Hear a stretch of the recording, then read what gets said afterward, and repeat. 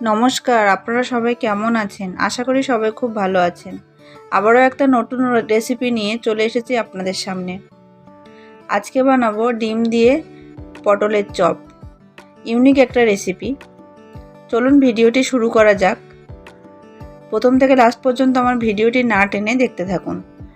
আমি এখানে 5টা পটল খোসা ছাড়িয়ে নিয়েছি, নিয়ে মাঝখান থেকে পটলগুলো দুভাগ করে নিয়েছি।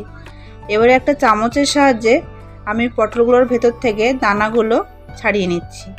সবগুলো পটলের ভেতর থেকে আমি দানা ছাড়িয়ে নিয়েছি।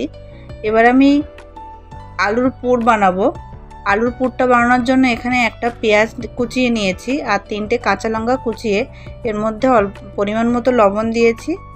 দিয়ে হাতের সাহায্যে আলুগুলো ম্যাশ করে নিয়ে খুব ভালো করে আমি আলুগুলো মাখিয়ে নিচ্ছি।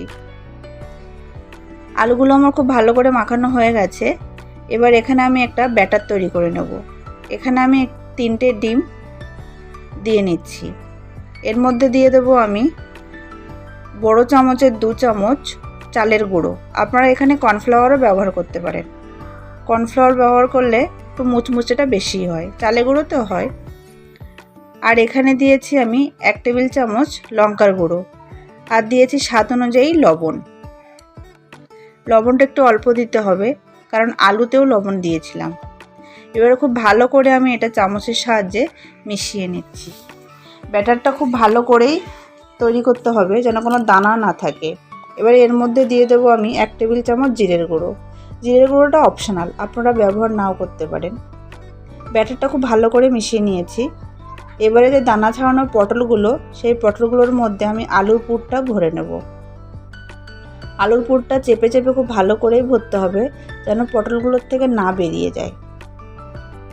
দেখুন আমি কিভাবে করেছি, এইভাবে আপনারা তৈরি করতে পারবেন। এটা তৈরি করা খুব সহজ, 7-8 মিনিটে এটা তৈরি করা যায়। এবার আমি গ্যাসে একটি ফ্রাইং প্যান বসিয়ে দিয়েছি, তার মধ্যে আমি দিয়ে নিয়েছি সাদা তেল। তেলটা গরম হয়ে গেছে। এবার ওই মিশ্রণটির মধ্যে আমি পটলগুলো চুবিয়ে নিয়ে এপার ওপার করে দিয়ে আমি তেলের মধ্যে ছেড়ে দিয়েছি। এইভাবে আমি সবগুলো পটল ভেজে নেব আস্তে আস্তে।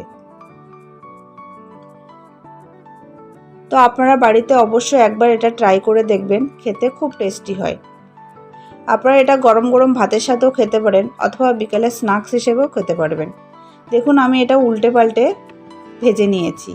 তো রেডি হয়ে গেছে আজকে আমার ডিম পটলের চপ। তো অবশ্যই আপনারা বাড়িতে একবার ট্রাই করবেন।